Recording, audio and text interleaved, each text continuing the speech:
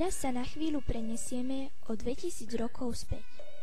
Otvárame knihu veľkého príbehu, v ktorom ani náhodou nebudeme žiaci 6. ročníka, ale vážení občania starovekého Ríma. Preneste sa spolu s nami do čias veľkého Cezara, zrušujúcich gladiátorských zápasov, ale aj kultúry a vzdelanosti.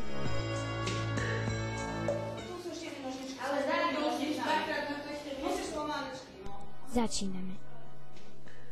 Treba sa vhodne obliecť a obuť.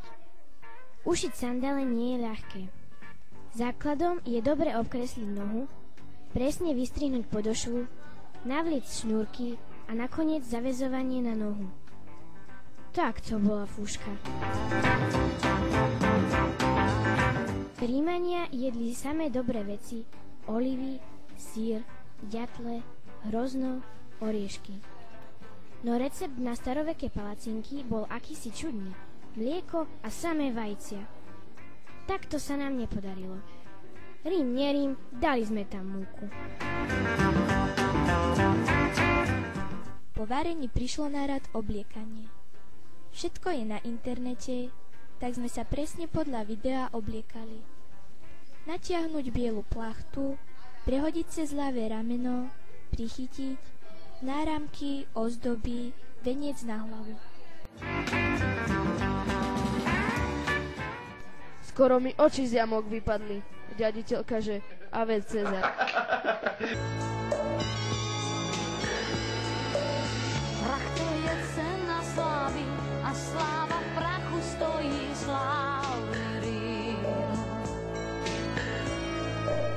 Hrozno, oriešky, aj med, čo nám pani učiteľka natierala, sa minuli a hody skončili. Viete, kde sme si utierali ruky? Do striedky chleba, urobili sme z neho guličku a odhodili.